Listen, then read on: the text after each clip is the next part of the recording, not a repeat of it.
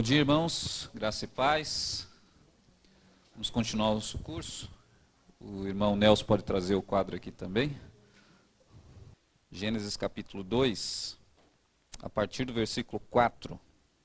Estas são as origens dos céus e da terra quando foram criados no dia que o Senhor Deus fez a terra e os céus.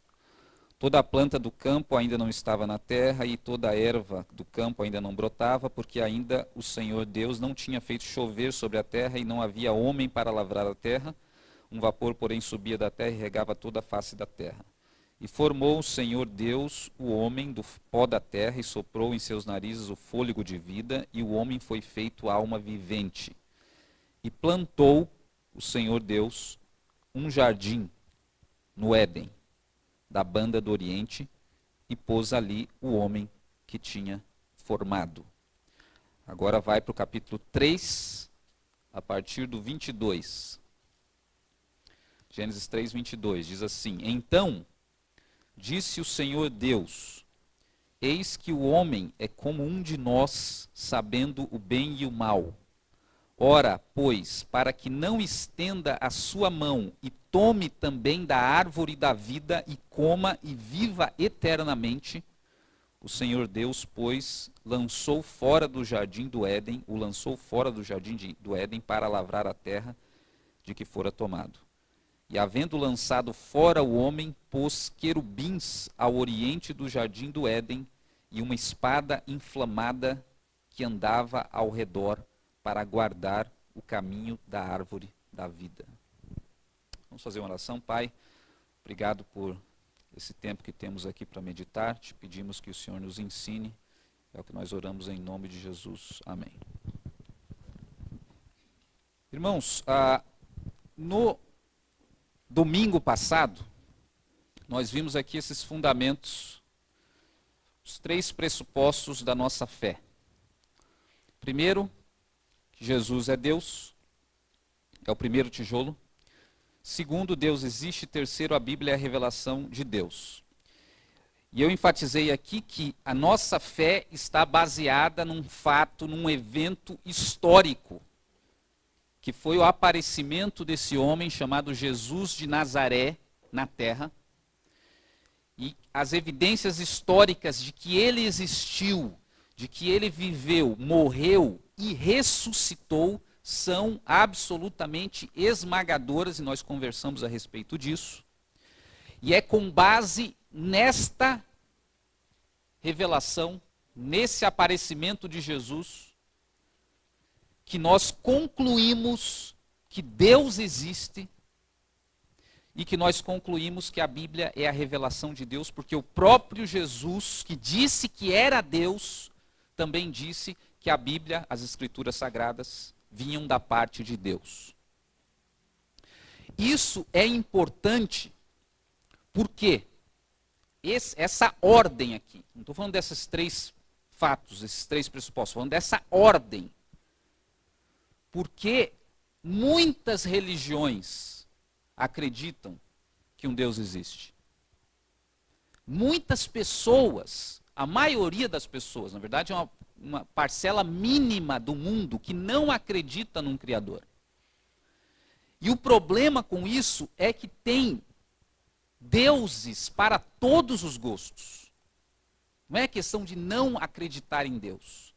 Até tem um filósofo famoso que diz o seguinte: o ser humano fez Deus à sua própria imagem e semelhança. Por quê? Porque cada cultura, cada religião tem um Deus que é criado à sua própria imagem e semelhança. Então, quando nós colocamos esta ordem das coisas, imediatamente nós estamos fazendo uma afirmação a respeito desse Deus que existe. Que esse Deus, ele não é qualquer Deus. Ele é um Deus que é como Jesus Cristo. Por exemplo, até o filósofo René Descartes diz o seguinte: que garantia nós temos que Deus não é um gênio maligno? Que garantia nós temos? Tudo bem, existe um Deus, mas que garantia nós temos que Deus não é mau? E na verdade nós não temos garantia nenhuma. a não ser se você aceita que Deus veio ao mundo e esse Deus é Jesus. E, portanto, esse Deus é como Jesus é. Isso nos garante que esse Deus é bom, que esse Deus é amoroso. Então, na nossa fé, esse fundamento é essencial porque nos mostra como Deus é. E o que mais existe por aí são teses a respeito de como Deus é. As próprias denominações cristãs, se não se basearem nesse fundamento, nesse primeiro tijolo, vão construir um Deus esquizofrênico à sua própria imagem. Mas quando nós entendemos que o nosso fundamento é esse, nós já sabemos como é Deus. E ele está revelado na pessoa de Jesus. E o mesmo acontece com a Bíblia. Existem milhares de interpretações da Bíblia, gerando cada uma das 9.000 denominações cristãs que existem. 9.000 eu falei. Então são 9.000 interpretações diferentes da Bíblia. A interpretação não é uma ciência exata, por mais que alguns queiram defender que é, não é. Então, se não existir esse fundamento, também aqui você vai ter todo tipo de atrocidades de interpretações. Você pode defender até que Deus manda matar as crianças, porque você encontra isso em páginas da Bíblia. Mas quando esse é o seu fundamento, isso, a partir de Jesus, você interpreta Deus e você interpreta também a Bíblia. É isso que os filósofos dizem, que Jesus é a chave hermenêutica de interpretação da Bíblia. E se você não partir desse fundamento, nessa ordem, você vai cair em todo tipo de interpretações fantasiosas, vai cair em todo tipo de deuses que você não sabe se são seres humanos que estão inventando ou se é o Deus verdadeiro. Então o que nós estabelecemos no domingo passado foi que esse é o fundamento da nossa fé. Primeiro baseado numa pessoa, num homem chamado Jesus, que veio à Terra e que nos mostrou que Deus existe e que nos mostrou que a Bíblia é a revelação de Deus e que na verdade a Bíblia estava falando dele. Ponto. Isso foi o que nós vimos. A partir daqui, eu coloquei para vocês as duas principais perguntas da humanidade, que eram quais? A primeira questão mais fundamental, mais importante da humanidade, se Deus existe. Tá, isso não é dito nem da boca de religiosos, nem de cristãos. Mas essa questão já está superada por todos nós. Deus existe. Se revelou na pessoa de Jesus. A segunda questão mais importante que surge depois que nós entendemos Deus existe, qual é? A partir do momento em que nós sabemos que Deus existe, que Deus veio ao mundo, habitou entre nós, falou conosco, nos trouxe uma mensagem, a questão mais importante da humanidade passa a ser o quê? O que ele nos disse quando ele estava aqui. E aí, esse é o tema basicamente do que a gente vai falar hoje, ou vai começar a falar. E para dizer literalmente o que ele disse mesmo quando ele estava na Terra, não vai esclarecer muita coisa para a gente nesse primeiro momento. Jesus, quando pisou nessa terra, ele disse exatamente isso para os seres humanos.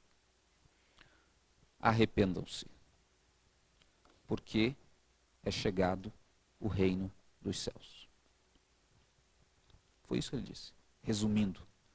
Porque foi efetivamente o que ele começou a falar à medida, você vai ler na Bíblia, Evangelho de Marcos, que a gente está se baseando, os outros evangelhos também, etc. Só que para você entender, peraí, arrependa-se, mas arrependa do quê? Reino dos céus, o que é isso? Do que ele está falando? Para você entender o que Jesus estava falando quando pisou aqui na terra, claro, ele falou muitas outras coisas, mas isso aqui é a principal mensagem. você tem que entender a história bíblica. Você tem que entender o contexto de onde Jesus veio, que está relatado na história bíblica, que já era a revelação de Deus que culminou na vinda de Jesus. Então a nossa tarefa, nesse domingo, na nossa próxima reunião, sábado, vai ser falar um pouquinho sobre a história bíblica. O que a história bíblica nos conta. E aí tem a gente pode resumir a história bíblica em duas grandes linhas, né? Eu esqueci de informar aqui nas suas questões atrás. Somente as primeiras 4 têm a ver com a aula, tá? As demais você vai ter que fazer em casa. E somente as primeiras 2 eu vou falar hoje. As outras 2 vai ter que ser no próximo encontro nosso, tá? E você tem que prestar atenção para você depois saber responder. Se a gente fosse resumir a história bíblica a gente pode resumir em 2 grandes linhas. É igual um filme, né? Quando você assiste um filme, na verdade não tem uma história só, né? Tem várias histórias paralelas. Então, por exemplo, pega um filme famoso aí, sei lá, Titanic. Tem a história do navio que afundou, etc, etc, que é uma linha da história. Mas daí tem a história do romance, né, do rapazinho que encontrou a moça e tal. É a segunda, a história paralela. E tem a terceira, a história lá de um diamante famoso que caiu no mar. Então, sempre numa história tem várias linhas paralelas que acontecem. E na Bíblia não é diferente. A primeira grande linha da história bíblica é contar a história da humanidade após ela romper com Deus. Essa é a primeira grande linha. E por que eu enfatizo após? Porque você só tem 2 páginas da Bíblia que falam sobre antes da humanidade romper. Todo o resto, as outras milhares de páginas, é depois da humanidade romper com Deus. Então, resumindo, a história bíblica conta a história da humanidade após o rompimento com Deus, que é o que os teólogos chamam de queda, após a queda da humanidade, que é o rompimento com Deus. Essa é a primeira grande linha. A segunda grande linha é a história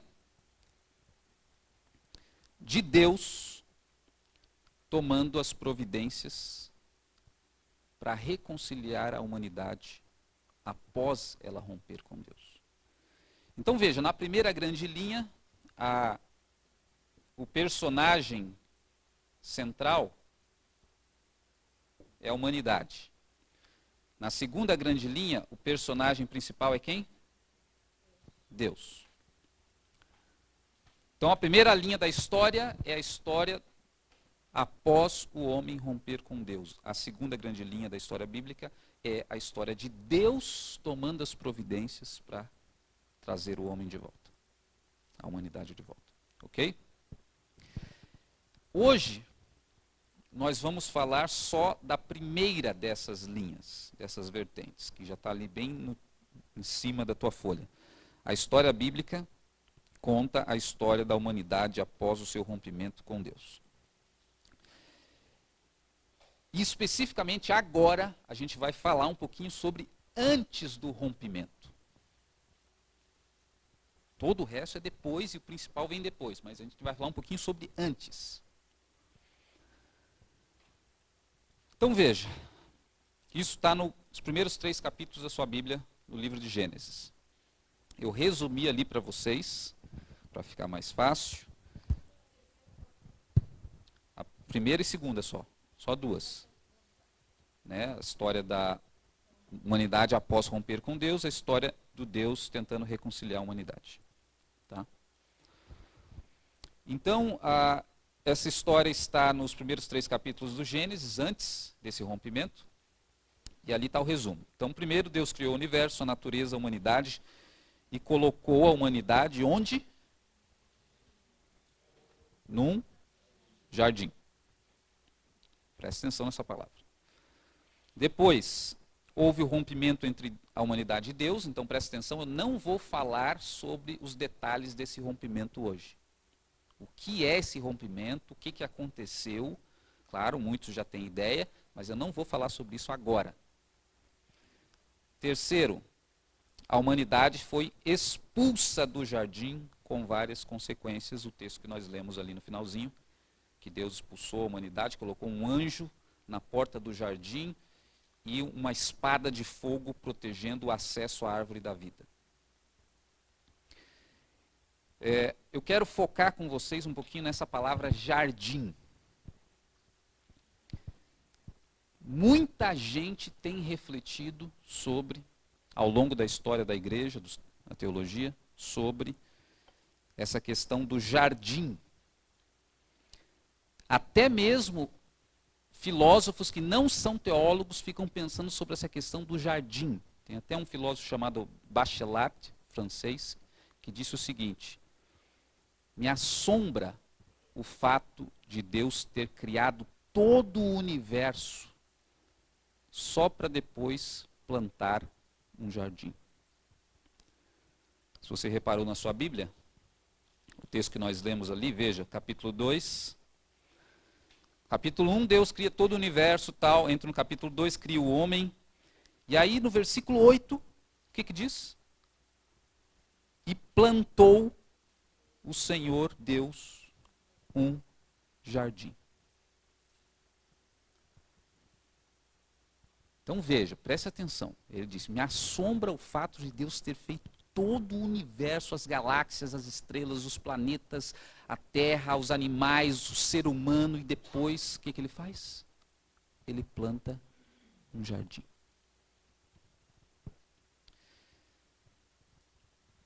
E aí, o texto descreve o jardim, depois você vai ler, uma das lições de casa é você ler esse texto e verificar os detalhes, a gente não tem tempo para fazer isso agora, mas eu vou descrever para você rapidamente. Ele plantou, no jardim tinha toda espécie de árvores frutíferas, e tinha duas árvores no centro do jardim, uma árvore do conhecimento do bem e do mal e uma árvore que era a árvore da vida. E tinha 4 rios que passavam pelo jardim, cita os nomes ali no texto de Gênesis. E havia lugares onde, está no texto também, era rico em ouro e pedras preciosas, que ele vai citando ali o nome das pedras preciosas. Então tem uma descrição do jardim. E onde era esse jardim? Pela descrição dos rios que tem ali, era em algum lugar entre a Mesopotâmia hoje e a Arábia. Isso que é interessante, porque durante muito tempo se procurou, até os pesquisadores não cristãos procuraram esse jardim. E nunca ninguém encontrou esse jardim. E isso é interessante, principalmente quando a gente pensa que nessa história narrada do Gênesis, a humanidade foi expulsa, e o que aconteceu ali logo em seguida, o que Deus fez? Colocou um anjo protegendo a entrada, o acesso ao jardim. E uma espada de fogo, não sei se estava na mão de alguém, ali não fala que estava na mão de algum anjo, mas uma espada de fogo que ficava rodeando, protegendo o acesso à árvore que estava no centro do jardim, que era a árvore da vida. E o texto ainda diz, para que eles não comam dessa árvore e vivam eternamente.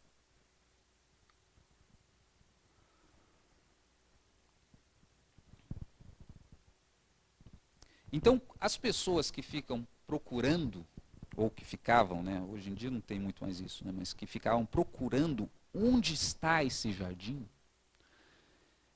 eu acho que elas estão perdendo o foco principal da coisa, que não é achar o jardim físico, é entender o que significa esse jardim, o que simboliza esse jardim, independente da existência física dele ou não. Qual é a mensagem que a Bíblia está transmitindo aqui para a humanidade? Então, para falar disso, eu vou abrir um parênteses aqui antes de entrar naqueles próximos tópicos nossos ali. Eu pergunto para vocês, qual que é a maior busca da humanidade, que você diria? Da humanidade em geral, não estou falando de cristãos e religiosos, estou falando da busca da humanidade em geral. Qual é? Não necessariamente porque tem alguns que não procuram Deus. Oi? A felicidade? Dinheiro? Paz? Status? Vida eterna? Veja bem, é uma questão subjetiva, mas eu diria o seguinte. Se você perguntar para os seus pais, procurar investigar o que eles buscavam na vida deles, estavam correndo atrás do quê, se você voltar a perguntar para os seus avós, se voltar a 1 século atrás, se você voltar a 5 séculos atrás, você vai ver que em todos esses períodos, o ser humano sempre estava buscando aquilo que nós chamamos de felicidade, ser feliz. E veja que, por que a humanidade busca dinheiro? Por que busca fama? Por que busca família? Por que busca status? Porque tudo isso são meios para conseguir ser feliz. Não, eu quero uma família porque com a família eu vou ser feliz. Não, eu quero dinheiro porque com dinheiro eu vou fazer isso, isso e aquilo, vou ser feliz. Eu quero... Então sempre, em todas as épocas passadas que a gente pode imaginar, o ser humano sempre esteve buscando a felicidade e para isso ele apelava para todo tipo de meios que ele tinha alguma esperança que com aquele meio ele conseguiria chegar nessa tal felicidade. O dinheiro é só um meio. Né? Porque com o dinheiro você pode comprar as viagens, com o dinheiro você pode comprar, né, um bom lugar para você viver, que você vai ter aquele conforto, a paz. Então, se a gente pensar, a busca da humanidade é a busca pela felicidade. Eu acho interessante até que tem na Constituição norte-americana dos Estados Unidos, tem um artigo lá, que não tem no Brasil, por exemplo, que diz o seguinte, que todo o cidadão tem direito à busca da felicidade. Agora, o que é interessante? Porque, veja, ele não está dizendo que tem direito à felicidade. Tem direito à busca. Por que ele não diz que tem direito à felicidade? Porque ninguém alcança. Porque isso é a busca milenar da humanidade. E os consultores, os filósofos que ajudaram a formação da Constituição norte-americana, falaram, a gente não pode colocar aqui que tem direito à felicidade, porque quem diz que vai ter? Ele não pode garantir esse direito, mas tem o direito, pelo menos, de buscar a felicidade. Porque é uma busca que a humanidade vai e nunca alcança. E por que eu estou falando isso? Porque eu entendo que esse jardim aqui, ele representa exatamente, sem prejuízo de representar outras coisas também, mas representa o estado de felicidade original da humanidade.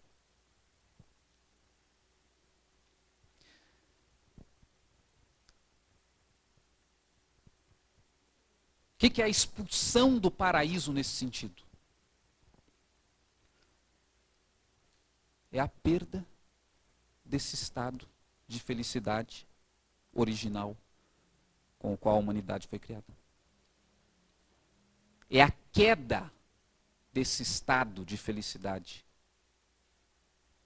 Jardim, uma palavra que vem do hebraico, na tradução para o grego, paraíso.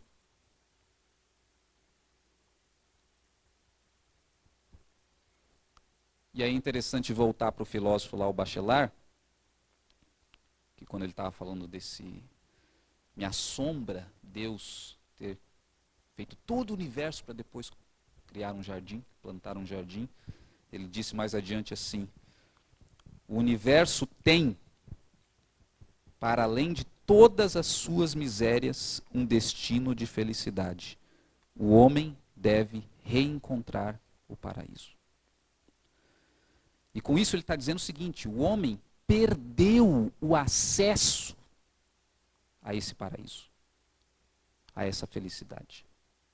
original que um dia ele teve. E ele não sabe mais onde está o paraíso. Ele não sabe como chegar lá novamente. Ele perdeu o caminho. Então, quando a gente pensa nisso e lembra de todos esses que tentaram achar o caminho realmente para achar o jardim físico, eles é como se estivessem perdendo de vista o que é o principal aqui da mensagem bíblica, independente dos detalhes de como isso aconteceu lá na realidade. Que Deus criou um homem, o ser humano, num estado original de felicidade, alguma coisa aconteceu, que é esse rompimento, que depois nós vamos falar de mais detalhes, e o homem perdeu esse estado. Deus colocou um anjo protegendo a entrada desse jardim.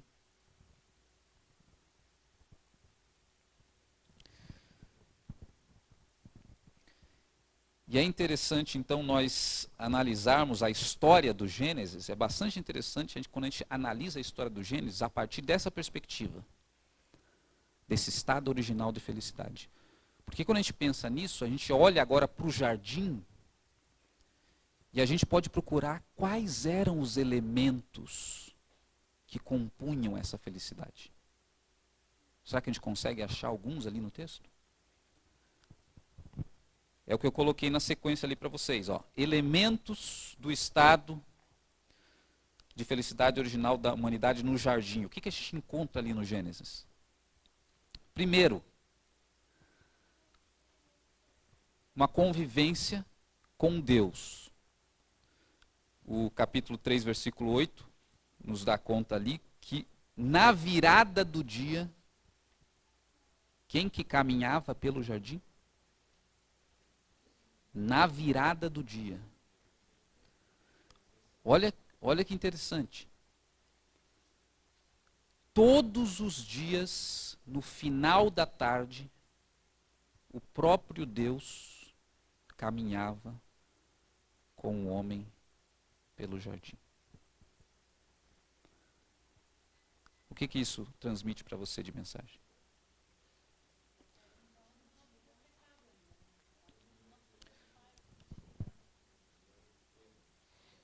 É o que eu coloquei ali, ó, uma relação com Deus. Um relacionamento, uma relação harmônica. Deus passeava pelo jardim. Então isso já me faz refletir o seguinte: o que fazia do Éden o paraíso, realmente? Será que era aquelas pedras preciosas que tinham ali? Será que eram aquelas árvores frutíferas, formosas à vista? Ou toda a beleza natural que certamente havia? Para mim, acredito que não. Era o fato de que o próprio Deus caminhava por ali. E eu imagino que por onde Deus caminhava e caminha, há uma transformação, se cria uma realidade inimaginável. É a presença de Deus, o primeiro elemento da felicidade original era Deus estar ali.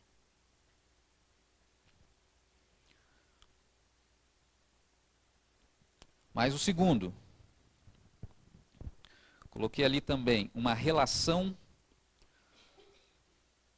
harmônica com a natureza. Por que eu digo isso? Capítulo 2, versículo 15. Você tem a sua Bíblia ali? Diz: e tomou Deus, o Senhor Deus, o homem e pôs no jardim para lavrar e guardar o jardim. Agora veja o versículo 19. Havendo, pois, 2,19, o Senhor Deus formado toda a terra, todo animal do campo, toda ave do céu, trouxe Adão para ver como lhe chamaria. E tudo que Adão chamou, toda a ave vivente, foi esse o seu nome. Ou seja, o homem foi colocado ali, e ele era o guardador do jardim. A ele foi designada a tarefa de fazer o quê?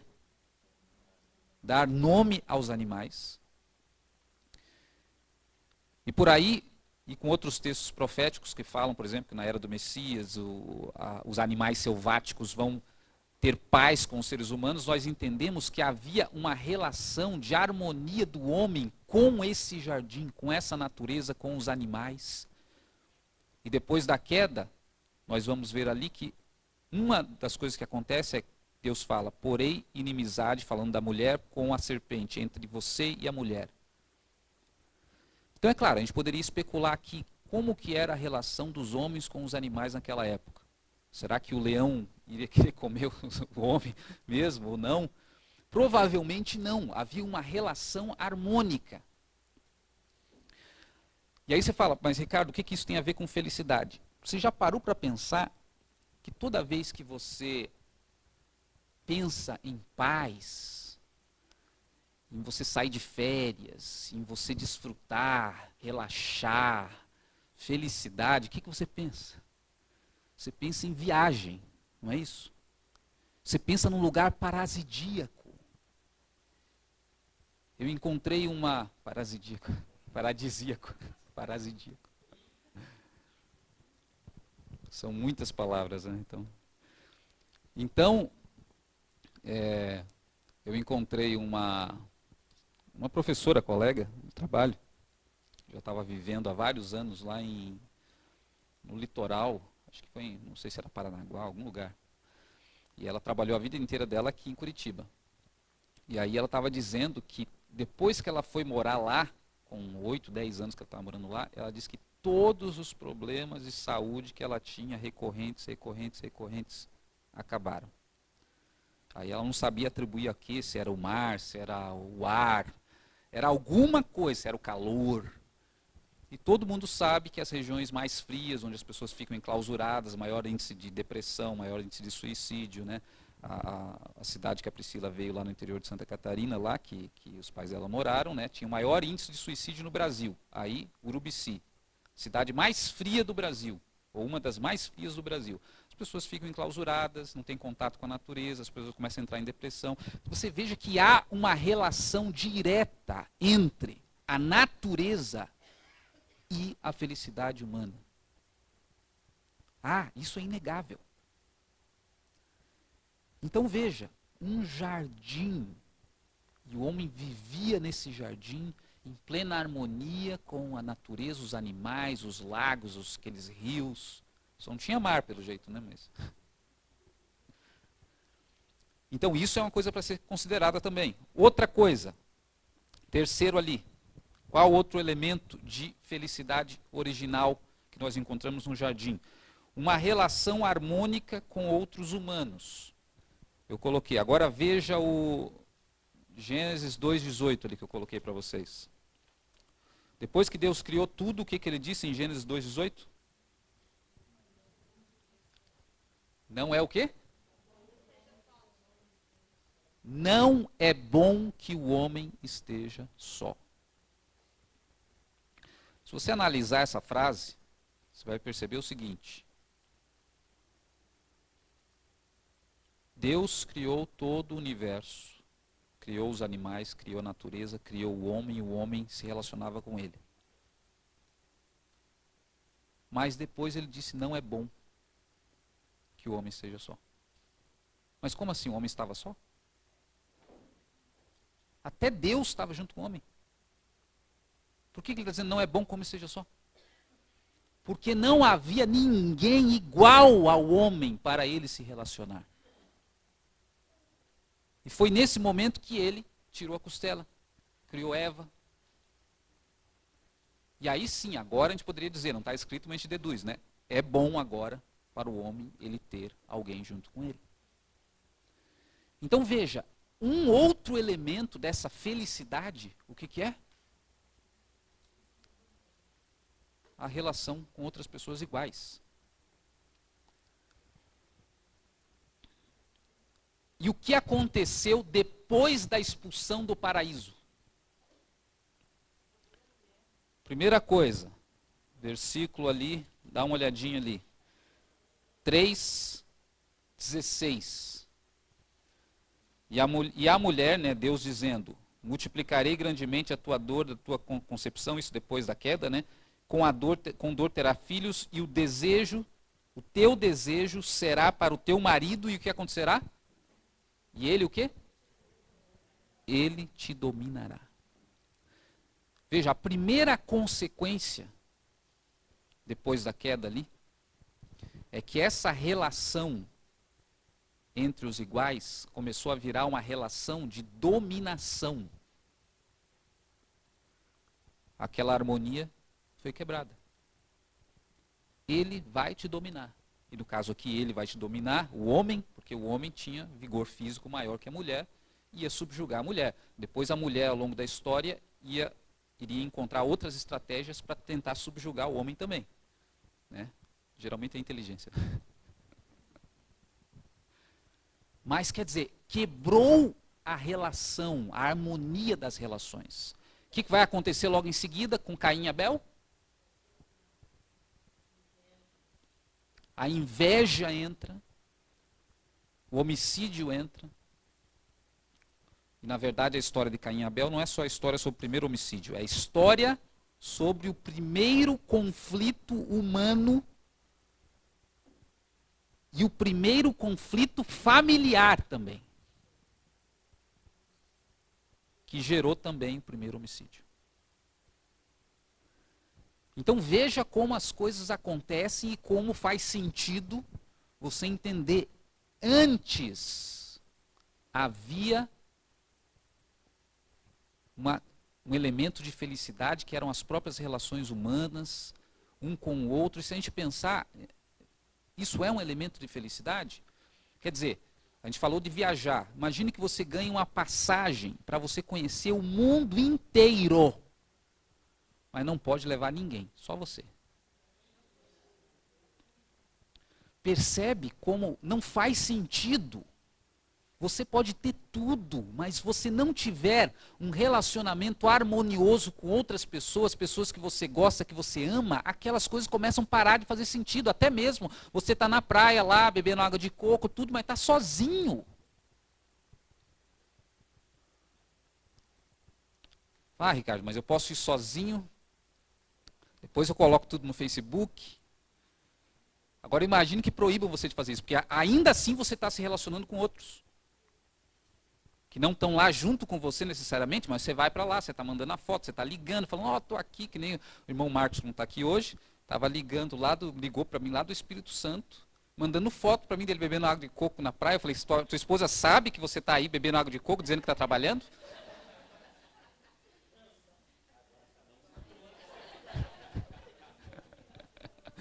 E mandando foto para mim. Falou, ó, pastor, só para justificar a falta aqui, né? Sabe aquela foto que você tira a foto do teu pé assim, pegando na praia e o canudo do coco? E ele estava no Espírito Santo, eu falei, pelo menos você está em comunhão com o Espírito Santo, né? Então, se você pudesse viajar para o mundo inteiro, usufruir de qualquer coisa, mas você não tem ninguém para estar com você, você não tem ninguém para compartilhar, nem para mandar uma fotinha no Facebook, ninguém vai ver, porque você não existe para ninguém, seria a vida mais triste que você pode imaginar. Então é interessante que aqui no Éden, um dos elementos dessa felicidade é o homem se relacionando não só com a mulher, alguém do sexo oposto, mas principalmente com um igual, com um amigo, com alguém igual a ele. Próximo. Uma relação harmoniosa e prazerosa com o trabalho. Isso é interessante, né? Porque trabalho para a gente geralmente é símbolo de castigo, né? Sei lá, pagando os seus pecados. Mas você já reparou quanto de gente que morre depois que se aposenta? Não sei se acontece isso no teu ambiente de trabalho, mas comigo é direto. A pessoa está lá fazendo as contas para se aposentar, tal, chega, se aposenta, morre. Se aposentou, fica doente, morre. Isso é uma coisa para a gente pensar. Por que, que as pessoas estão bem, tão bem, depois que se aposenta, fica doente, tal, definha e morre? É quase como se aquela doença ficasse esperando a pessoa se aposentar. Ah, se aposentou, agora eu vou. Se você trabalha e não gosta muitas vezes de estar trabalhando, mas já ficou um período longo sem trabalhar ou sem poder trabalhar, você sabe que você é tomado por uma coisa chamada tédio. E o tédio, irmãos, mata. Mata.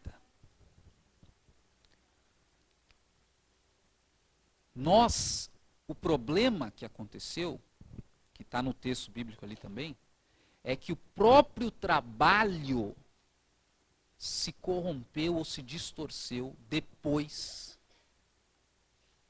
do rompimento com Deus. Adão trabalhava no jardim? O que ele fazia? Não sei se ele pegava na enxada e capinava, que nem a gente, porque diz ali que não nascia essas pragas que tem hoje. Mas ele cuidava do jardim, ele dava os nomes, e no texto de Gênesis 1, 26, vamos ler esse texto também, Gênesis 1, 26, veja o que Deus diz para ele. Deus diz, né? Façamos o homem à nossa imagem e semelhança, domine sobre os peixes do mar, aves do céu, sobre o gado, sobre a terra, sobre os répteis e sobre tudo que se move na terra. Domine ou governe. Administre. Então não era só a terra que ele administrava. Só a terra, o chão mesmo. Eram os animais. Por isso que ele dava nome.